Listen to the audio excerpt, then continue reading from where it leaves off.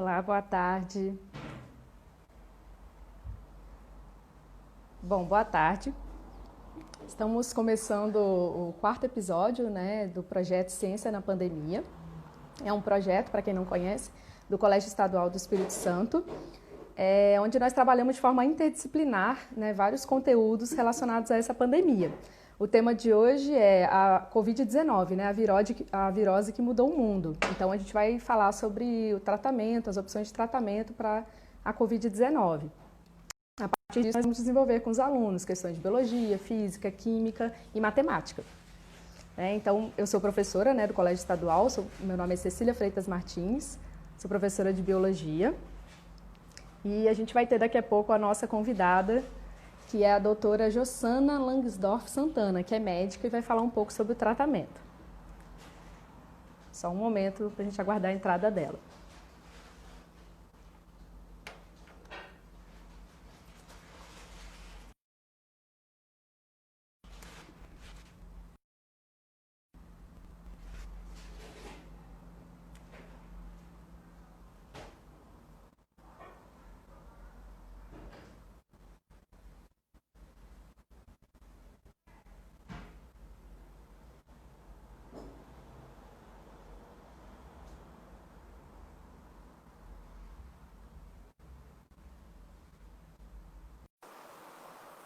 Bom,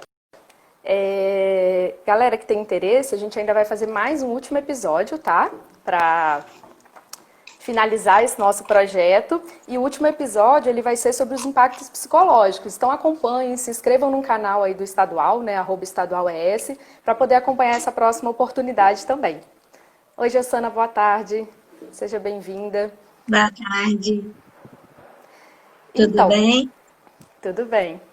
Muito obrigada por aceitar o convite, de vir aqui falar sobre esse tema, que é o tratamento da Covid. E aí nós temos alunos, não alunos aqui, e gostaria que você começasse se apresentando um pouco para o nosso público, por favor.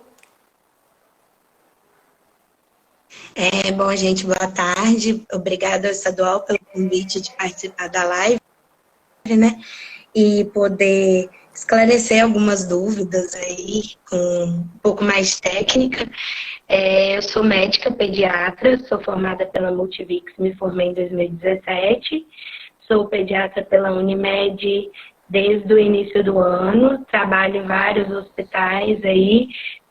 Seria na linha de frente, mas na pediatria a gente tem uma linha de frente um pouco mais reduzida, mais exposta ao coronavírus, vivendo essa pandemia aí bem de perto.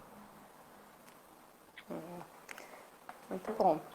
Bom, então vou começar com as perguntas, Jossana. Começando sobre a Covid, a gente pode chamar de uma virose? E, sendo uma virose, é possível usar antibióticos para o tratamento dessa doença?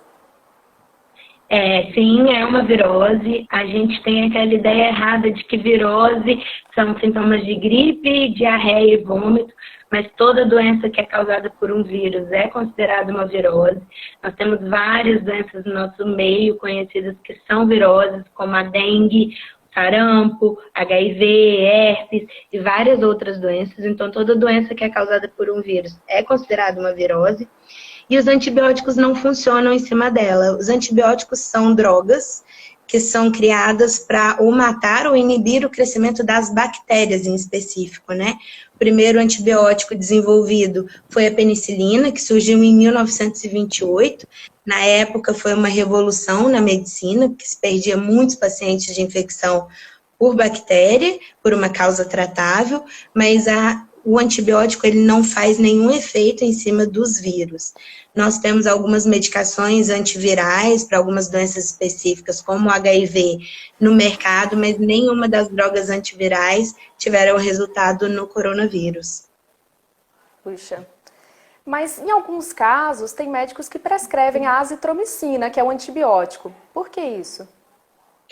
Então, no início da pandemia, foi identificado que tem muita infecção bacteriana associada ao Covid-19, principalmente no comprometimento pulmonar. Então, eles é indicado iniciar a azitromicina para prevenir essa infecção secundária, ou quando o quadro ainda é incerto, você não tem certeza se é uma infecção, né, por coronavírus ou se é uma pneumonia bacteriana, porque os sintomas são muito parecidos, são sintomas todos respiratórios.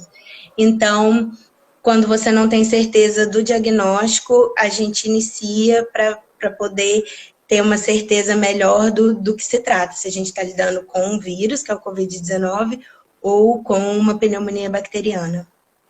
Ah, entendi. Então, assim, se o antibiótico, né, não resolve, ainda não existem antivirais próprios para isso, qual seria o tratamento, né? É uma pergunta polêmica, a cloroquina e a ivermectina seriam medicações para fazer esse tratamento contra a Covid-19? Pois é, não há nada comprovado, né, nos testes da ivermectina e da cloroquina. As duas foram drogas onde a gente presenciou um resultado in vitro, mas não in vivo. Antes, eu acho que a gente tem que entender bem o que é uma pesquisa in vitro e in vivo. In vitro são aquelas pesquisas que são feitas em laboratórios, em ambientes controlados, geralmente com células artificiais desenvolvidas em laboratório e infectadas pelo coronavírus. O teste em vivo, ele vem com células vivas, com tecidos funcionantes ou seres vivos, e aí nós estudamos a eficácia dele. A cloroquina, ela veio inicialmente com uma linha de pesquisa onde ela diminuía o pH da célula e inibia a replicação e a propagação viral dentro da célula nos estudos in vitro. Em vivo, esses benefícios não foram claramente observados. E aí, o que nós observamos? A cloroquina ela é muito tóxica e ela tem vários efeitos colaterais, principalmente os efeitos colaterais cardíacos. E no estudo do curso natural da Covid-19, foi observado que a Covid-19 ela trazia várias complicações, inclusive cardíacas. Então, quando somada a cloroquina, que já não tinha uma evidência em vivo, que a gente usava, na verdade, no ensaio clínico, né? A gente não tinha certeza. E aí você tinha a soma dos dois efeitos colaterais e a toxicidade da droga ultrapassou os benefícios. Então, ela foi contraindicada, o uso da hidroxicloroquina, não há indicação nenhuma, não há benefício, nem preventivo, nem para tratamento. Agora, eu saí um pouco de hospital mais universitário, mais de pesquisa, mas no início da pandemia nós só usávamos a cloroquina em pacientes graves, e nós fazíamos em forma de pesquisa. O paciente tinha que assinar um termo, que não era nada comprovado, que tinha efeitos colaterais, os prós e os contras. Hoje em dia, acho que não está usando mais nem em pacientes graves, realmente porque não foi observado nenhuma eficácia. E a ivermectina, ela é uma medicação que é usada para verminose, né, para lombriga, ou escabiose, que é o piolho. Antigamente, ela tinha esses dois tratamentos específicos. Ela paralisa a musculatura dos parasitas, né? E aí ela acaba matando os parasitas. Nos testes in vitro, ela foi capaz de inibir a replicação do RNA viral. Só que quando foi convertido para os testes em vivos, percebeu-se que precisava de uma dose muito maior de ivermectina, além da dose limite, para ela poder fazer o mesmo efeito, parar a replicação do vírus. E aí a gente teve o efeito colateral, que é a hepatite fulminante. Então, a ivermectina, ela não teve nem estudos que iniciaram em vivo, porque logo de cara já perceberam que ela precisaria de uma dose muito maior. Então, assim, o paciente, né, porque tem pessoas que optam, até pedem para os médicos para usar esse tipo de medicamento, que está sendo vendido somente com receita, ele tem que estar ciente de que é algo de caráter experimental. Recentemente, agora em setembro, foi lançada uma lei estadual. Quem tiver curiosidade, é a Lei 11.167, que ela institui um protocolo de utilização precoce da cloroquina, azitromicina e ivermectina, em que o médico ele tem que informar o paciente que é experimental e o paciente tem que autorizar, né, de modo formal, a ele ser submetido a essa experimentação, né, de usar algo que não tem eficácia comprovada. Então, uma escolha aí do paciente, né? A gente ainda prescreve bastante, porque tem muita gente ainda que ainda não entendeu que essa diferença de testes in vitro e in vivo, por que foi contraindicada, né? Porque a hora que você pensa que não tem efeito em cima de uma célula viva, nos testes in vivo, não há muita justificativa para você usar, nem assinando o termo ou não, ou deixando de assinar. Mas essa lei estadual existe porque nossa política pública ainda indica o uso da cloroquina e da ivermectina não só como tratamento, mas também como profilaxia. Então, tem que existir um respaldo, né, judicial, Entendo. que você mesmo contraindicando está passando a medicação. Entendo. Então, assim, qual é o protocolo de tratamento realmente indicado aí para a Covid-19? Tem diferença entre um paciente menos grave ou mais grave? Tem os pacientes menos graves, né, que são aqueles que têm condições de tratamento domiciliar. O tratamento indicado é remédio para controle da febre e da dor no corpo, que causa muito, muito mal-estar, muita indisposição. Pode ser dipirona ou paracetamol. Repouso, isolamento de contato, né? Não isolamento social, é de contato, é não ter contato com as outras pessoas da casa. É diferente de poder sair no supermercado com um certo cuidado, higiene e protocolo. As pessoas contaminadas por coronavírus não podem sair. E repouso, alimentação, ficar quietinho em casa. O maior sinal de gravidade é a falta de ar, né? A dispneia. Então, como um quadro de falta de ar associado a uma queda da saturação de oxigênio, que é o tanto de oxigênio que o nosso corpo consegue absorver, a gente faz o risco de gravidade ou não, se o paciente está grave ou não. Nos casos ambulatoriais, né, esses que dão para tratar em casa, a gente usa a azitromicina também, justamente pela probabilidade de infecção secundária, não saber ao certo se pode ser uma sinusite, se pode ser uma pneumonia bacteriana, então a gente usa a azitromicina. E nos pacientes que ficam graves, né, que são hospitalizados por falta de ar, usa-se a dexametasona, que é um corticoide, que já era usado para quadros respiratórios mesmo antes do Covid, e continua usando.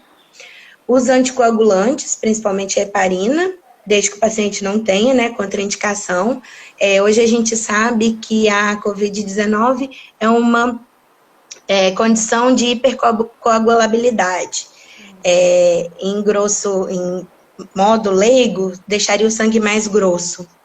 Então, o uso de anticoagulante é indicado. E o suporte ventilatório, afinal de contas, ela está com o pulmão comprometido e o que ela precisa ali é de um suporte ventilatório mesmo. Na pediatria, em específico, por causa da faixa etária, nós usamos o oseltamivir, que é o Tamiflu, que é um antiviral que foi desenvolvido para tratamento de H1N1 na época do surto da gripe suína, alguns anos atrás. E ele é usado na faixa etária de menores de 5 anos na pediatria, pelo maior risco de contaminação desse vírus nessa faixa etária, mas assim que temos o resultado positivo ou negativo do Covid, a gente retira a medicação, né? Uma medicação que eles usam até o final do tratamento. Entendi. E, então, assim, né, o tratamento, para esclarecer, é quando o indivíduo já está infectado e apresenta alguns sintomas. Prevenção seria um método para não se infectar. Então, existe alguma medicação que previne, evita essa infecção com coronavírus? Infelizmente, não. Não há nada de medicação que possa evitar a contaminação. O que a gente sabe hoje que evita a contaminação é isolamento social, manter distância de pelo menos 1 metro de uma pessoa para outra, higiene das mãos e a máscara, que agora que os casos estão começando a cair, muita gente está deixando de usar, mas a máscara ainda é o único meio de um dos únicos meios de prevenção. Quanto à vacinação, né, que seria um jeito de evitar, eu assisti uma live com um especialista até daqui do estado essa semana passada, que a gente não está muito otimista mais para 2020.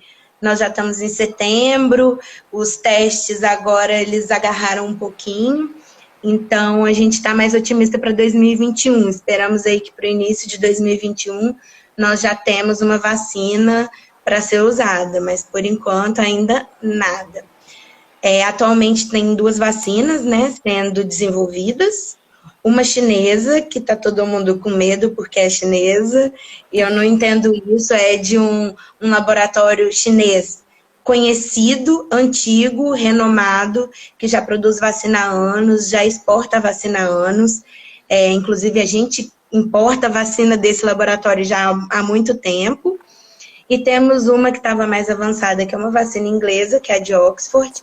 Semana passada foi suspenso os testes, porque um paciente teve um efeito colateral grave, que foi a mielite transversa, que é um tipo de paralisia muscular.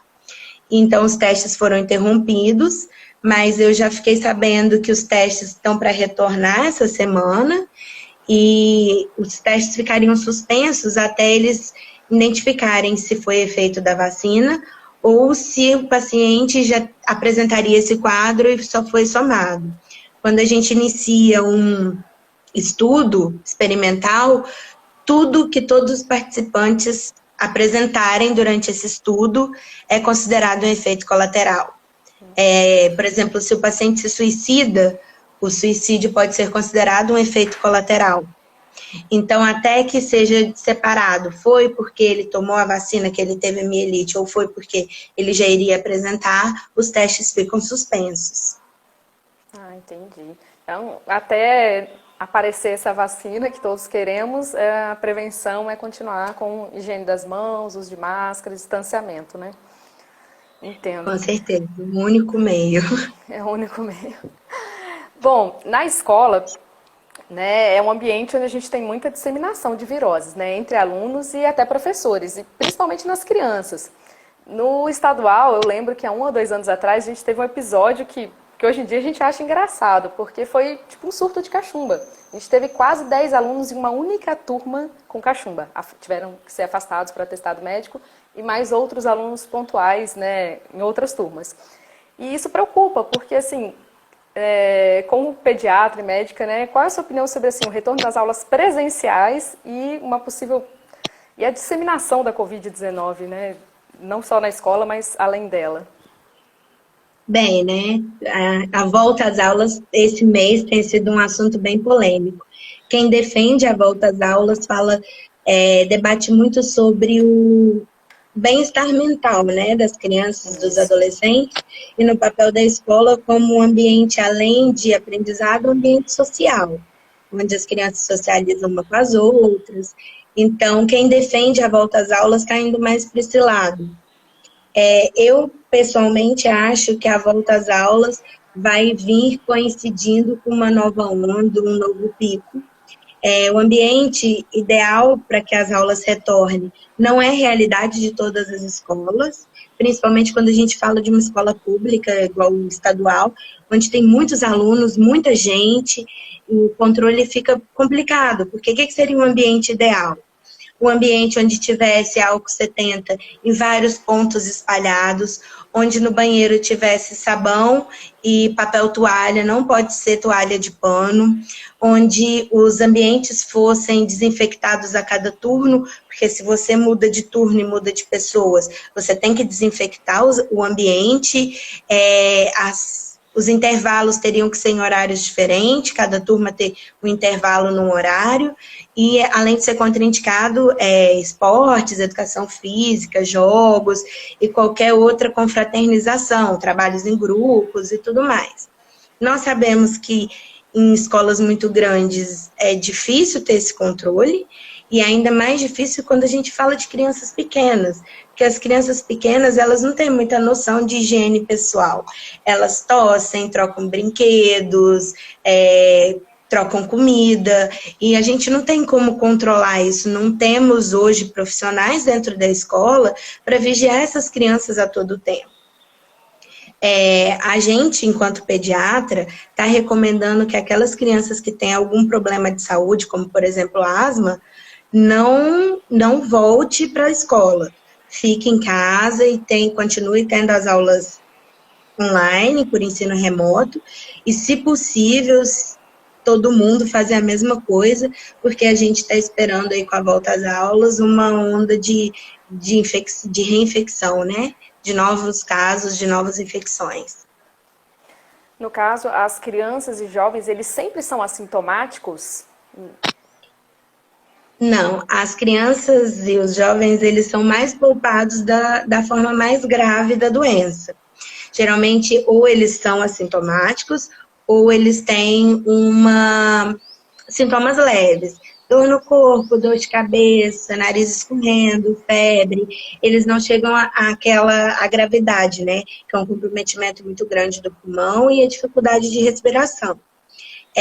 São raros os casos de hospitalização e de óbito, principalmente em crianças menores de 10 anos. Geralmente, essas crianças que são internadas, elas têm alguma doença crônica, ou são imunossuprimidas, ou têm asma, ou têm fibrose cística, ou têm HIV, ou têm câncer. Elas têm já uma condição de base que debilita a saúde, e aí elas acabam desenvolvendo um quadro mais grave. Mas todo mundo pode ser contaminado e transmitir, mesmo que de uma forma assintomática ou branda, né? Atualmente, nós temos 2 complicações registradas já com crianças. A síndrome de Kawasaki, que é uma síndrome autoimune, que nós já conhecíamos, geralmente ela vem depois de um quadro infeccioso, e uma que a gente está conhecendo agora, que é a síndrome inflamatória multissistêmica pediátrica. É uma síndrome nova que tem os sintomas muito parecidos com a doença de Kawasaki, mas ela é muito mais grave. As 2 doenças fazem comprometimento cardíaco, mas a síndrome inflamatória multissistêmica pediátrica ela é mais grave. O que a gente tem de manifestação é olho vermelho, machucados na boca, febre que não passa, manchas vermelhas pelo corpo, dores. Então, não é uma coisa específica que a gente bate o olho e sabe que a síndrome está acontecendo. Geralmente, os diagnósticos demoram um pouco mais para acontecer. Então, é uma coisa que a gente tem observado exclusivamente na faixa etária pediátrica. Certo. Tem uma pergunta aqui da professora Radija. Já tem alguma comprovação se existe risco de pegar essa doença mais de uma vez ou não? Não tem, mas tem relatos de reinfecção. E aí, assim, tem vários motivos para reinfecção, nenhum comprovado cientificamente. O que a gente sabe hoje é que as pessoas que foram reinfectadas, que a gente sabe não, né, que foi observado, que as pessoas que foram reinfectadas voltam com uma forma um pouco mais grave do que a anterior. E não tem nada que possa fazer para falar, por isso que reinfecta. Falaram de titulação de anticorpo no início, como se meu corpo respondesse diferente do seu. Eu produziria muito anticorpo e você pouco. Então, eu não reinfectaria e você reinfectaria porque você não respondeu muito bem. Mas hoje em dia a gente não tem certeza disso, nada foi comprovado. Então, a reinfecção, ela existe, os cuidados não acabam, além de que a pessoa que já teve uma vez, ela relaxa um pouquinho mais e ela se torna uma carregadora do vírus, né? Ela carrega para quem ainda não teve. Essa é a preocupação, né? Se a pessoa já teve Covid, então ela tem que continuar com as medidas de higiene, uso de máscara, respeitando. Em relação ao retorno das aulas, né? Se fala muito de que houve um afrouxamento de vários outros setores, de que as praias, bares estão lotados, o transporte público também. E tem equivalência, né? Qual a sua opinião a respeito disso? Olha, minha opinião é que nada deveria estar lotado. Minha opinião é essa. Eu acho que falta um pouco de conscientização pessoal, de cada um colocar a mão na consciência e falar não vou na praia, não vou no parque, não vou no bar. Eu acho que falta um pouco de política pública, de um ministro da saúde que pegue a pandemia como uma causa, que invista nisso, que realmente traça algumas políticas públicas. As pessoas que defendem a reabertura do comércio, né? Fala muito na crise econômica que está vindo aí, só que não tem justificativa para a praia estar lotada. não há uma atividade econômica na praia, está lotada. Então, realmente falta conscientização da população e uma política pública para tirar essa aglomeração da praia. As pessoas parece que esqueceram que o coronavírus ainda está circulando, que diariamente nós temos cerca de 700 óbitos, já chegamos a ter 1.300 ou até mais, mas 700 mortos diariamente ainda é muita morte por um vírus, e 30 mil casos confirmados por dia. E muitas vezes essas pessoas pegam o coronavírus em locais de aglomeração, praias, parques, bares. Então, eu acho que nada deveria estar lotado. Não é porque um lugar está pecando no isolamento que a gente tem que abrir mão de tudo, né? Eu acho que a escola, dentro de uma proposta de higienização de protocolo, poderia abrir, só que a gente não tem um protocolo unificado. O que está liberado é cada escola criar um próprio protocolo de higienização. Então, você vai ter escolas com muito recurso, que vai ter um protocolo muito bom, e escolas que vão fazer de tudo para contribuir com o mínimo de higiene. Então, eu particularmente acho errado essa aglomeração, a liberação de parques, a liberação de praias, mesmo com uma queda aí nas últimas 2 semanas, né, nos últimos 14 dias que a gente está presenciando a queda já do número de mortes e de infectados, mas mesmo assim a gente ainda tem circulando e ainda tem um número alto. Sim. Em relação à vacina, como você já comentou, seria a melhor saída para combater realmente a doença e até eliminá-la, vamos dizer, do mundo. Mas a gente tem uma mudança de cultura em relação às vacinas de um modo geral, no mundo e no Brasil. E na semana passada, o Programa Nacional de Imunização divulgou que a cobertura vacinal infantil em 2020 chegou a apenas 51%. A Covid ainda existe, está aí, mas também existem as outras doenças. Qual que pode ser o impacto dessa baixa vacinação nesse ano de 2020? Sim, ainda existem outras doenças. Por exemplo, você comentou da cachumba, né? Cachumba. Que é uma doença viral com vacina. E a gente presenciou um surto aí há mais ou menos uns 2, 3 anos atrás, né? Que foi o surto da cachumba. Então, o risco é a infecção mesmo ser disseminada. De um tempo para cá, a gente já está vendo uma queda na cobertura vacinal, por causa daqueles movimentos anti-vacinas que fazem difamações mesmo contra a vacinação, e aí você tem uma baixa adesão da população, pessoas que acreditam nisso, né? Eles são bem responsáveis, inclusive. Recentemente nós tivemos o retorno do sarampo, depois de quase 10 anos sem nenhum caso documentado no Brasil, tivemos o retorno do sarampo, onde foi atribuída a esses movimentos anti-vacinas. E durante a pandemia também as pessoas começaram a ter muito medo de locais de saúde. Ter medo de ir a postos de saúde, passaram a ter medo de ir a hospitais, porque elas colocaram na cabeça que são ambientes contaminados. Realmente são ambientes contaminados, mas são ambientes que seguem um rígido protocolo, onde os profissionais estão todos paramentados, onde a sala é higienizada constantemente, onde tudo é muito higienizado e muito bem controlado. Esse dado de 50% de cobertura vacinal é um dado nacional. Aqui no Espírito Santo, nós estimamos que cerca de 20% das crianças não foram vacinadas no período da pandemia. Isso totaliza mais ou menos cerca de 8 mil crianças que não receberam a vacinação adequada.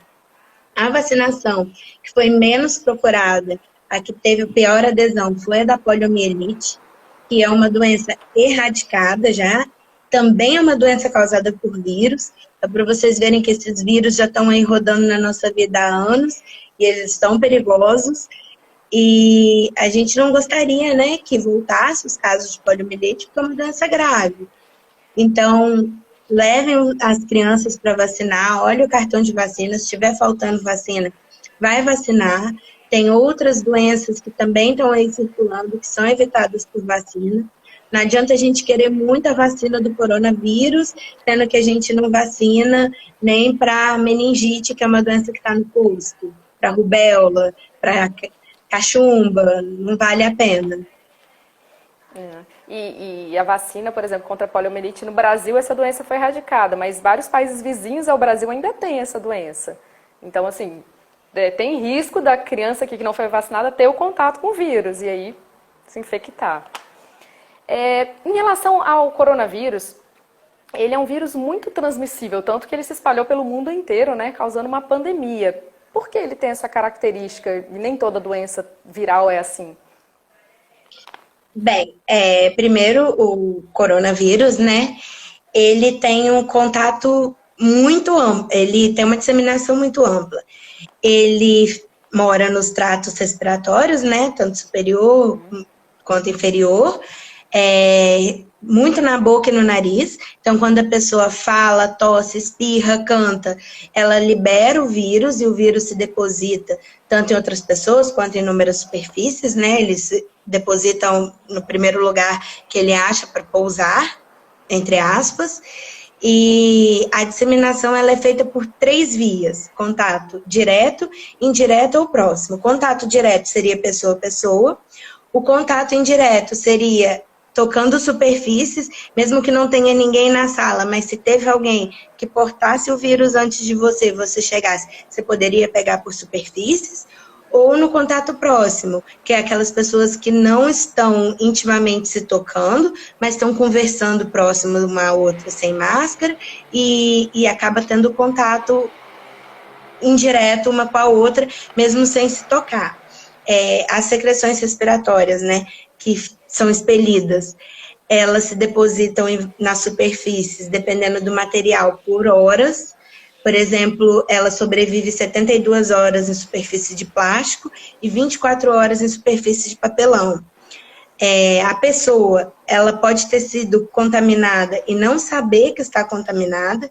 O período de incubação do vírus é de 5 a 14 dias, o que significa que de 5 a 14 dias após a contaminação, ela pode ter o vírus, espalhar o vírus sem saber que tem o vírus, ou até mesmo aqueles casos, né, de pessoas que são assintomáticas, que passam pelos 14 dias e como não apresentam sintoma nenhum, não faz o isolamento, que é a melhor forma de você evitar que esse vírus propague para as outras pessoas, e elas ficam ali enchendo superfícies de vírus e contaminando outras pessoas. Isso. Bom, então ele é muito transmissível, né? Por isso essa doença, né, se espalhou tanto. E ele também, assim como vários outros micro-organismos, ele pode sofrer mutações. Essas mutações podem interferir para ele ser mais contagioso, mais letal? Tem esse azar aí pra gente?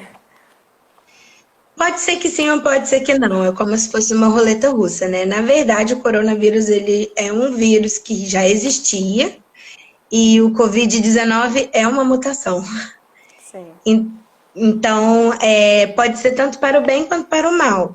A gente pode ter um vírus que ele vai mutar para ele ser mais fácil de ser transmitido entre as pessoas, mas ele vai ter menor, quando ele atinge as pessoas, ele vai fazer menor gravidade da doença. Ou você pode também ter um vírus que seja mais difícil de transmitir e quando ele acha o hospedeiro, né, acha a pessoa para adoecer, ele faça uma forma mais grave da doença. Então, não tem como a gente prever que ele vai mutar para uma forma boa ou para uma forma ruim. Até o momento, nós temos documentado uma mutação que não interfere, inclusive, no estudo da vacina, e a gente não tem como dizer se essa mutação é neutra ou se ela causou uma maior gravidade, uma maior mortalidade, uma maior letalidade da doença, né? É um vírus novo, nós não temos imunidade contra ele, então a gente tem que prevenir mesmo, porque até o momento a gente não sabe quanto ele vai mudar, quanto de mutação ele tem, se ele reinfecta ou se não reinfecta. É um vírus novo, está sendo novo para todo mundo, a comunidade médica está aí correndo contra o tempo para a gente poder parar a pandemia e voltar tudo ao normal, ao novo normal, ao velho normal, mas a gente está fazendo de tudo aí para a gente poder normalizar o mais rápido possível e conseguir combater, né? Que é importantíssimo. E tem uma pergunta aqui. A Paty perguntou se algumas pessoas podem realmente não pegar o vírus. Ou seria que essa pessoa não pegou ou ela está assintomática? Na verdade, a gente pode ter os dois. A gente pode ter uma pessoa que foi exposta e ficou assintomática e depois, né, existe um teste, existem dois testes de diagnóstico. Um teste que é feito quando a pessoa está doente, está com secreção, está com coriza, que é o do cotonete, e tem um teste de sangue que é feito depois de 7 dias, pelo menos, do término dos sintomas. Então, tem gente que às vezes faz o teste ao acaso, principalmente profissionais de saúde, e vem com a imunidade positiva, que significa que ele teve o vírus e o corpo dele expulsou o vírus e ele não adoeceu. E você tem também pessoas que já tiveram contato, inúmeras chances de pegar e não pegaram. Eu, por exemplo, tive várias chances de ter pegado, estou aí na linha de frente, já perdi pacientes por Covid, já tive pacientes positivos e não peguei, e tenho a sorologia negativa, eu não tenho imunidade, eu não fui assintomática, eu não peguei. Mas conheço pessoas, colegas, que não tiveram sintoma e ficaram positivo, e colegas que adoeceram de forma branda, de forma mais grave, de forma até letal, alguns até foram a óbitos, mas a gente tem aí qualquer cenário. É um vírus desconhecido, a gente não sabe muito bem ainda como ele se comporta, nós observamos como ele veio se comportando, né, o mundo inteiro de dezembro, que foi o primeiro caso do ano passado, até agora, e ainda tem muita coisa nova, muita coisa que a gente ainda descobre diariamente, essa onda de reinfecção, de mutação, então é tudo muito novo, muito incerto. E cada corpo sempre reage de um modo diferente, né? Então tem-se muito a pesquisar ainda em relação à Covid, ao vírus, aos tratamentos, né, para a gente conseguir melhorar isso. Uma dúvida que eu tenho, não sei se mais alguém tiver alguma pergunta, porque senão a gente vai encerrar já pelo horário, se você acha que assim, o número de mortes reduziu um pouco também porque as equipes de saúde já aprimoraram as suas técnicas de tratamento, de lidar com esse paciente, até de gerenciar isso dentro de um hospital, nos ambientes. Acho que isso foi um fator importante para essa redução que a gente está tendo de casos ou de óbitos, no caso. Eu acho que foi um fator importante, sim, mas eu não acho que foi o único. Como eu te disse, a gente está observando uma doença desconhecida, então à medida que a gente vai conhecendo, a gente vai manejando ela melhor. Mas eu não acho que tenha sido o único motivo, né? O isolamento que foi feito no início, o efeito dele esperado é que ele desse essa caída no número de mortos e de casos confirmados. Inicialmente falava que isso ia acontecer em julho, depois passou para agosto, depois passou para setembro, e o que a gente observou foi que no final de agosto, início de setembro, nós realmente observamos essa queda. É uma queda Pode sutil ser ainda, né? Sutil. Ainda não é. Nós fomos de 1.000 mortos por dia para 700. Ainda é um número muito alto, né? Se você for pensar em números, são 700 famílias que perderam 700 pessoas. Então, ainda é um número muito alto. Mas eu acredito, sim, que hoje no hospital a gente tem já uma rotina mais organizada. No início mudavam-se muitos protocolos e a gente também estava um pouco perdido. E agora a gente já conseguiu organizar o fluxo. O áudio, para mim, está falhando, Jossana. Voltou? Voltou? O pessoal está conseguindo escutar, Jossana?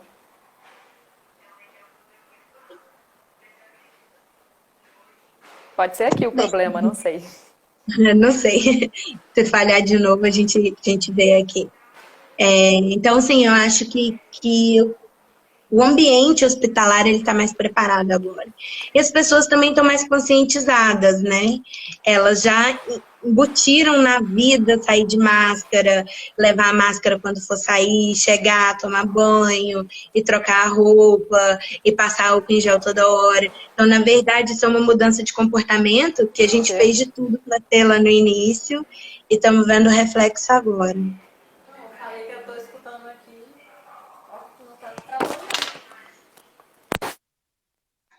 Bom, Meu celular acho que não está funcionando bem o áudio. Eu não estou conseguindo ouvir, gente. Bom, enfim, vocês estão me ouvindo? Espero que sim. Então, assim, eu vou encerrar, não vi mais nenhuma pergunta diferente aqui nas mensagens. Se alguém tiver visto, tiver escrito eu não vi, pode reescrever rapidamente, por favor.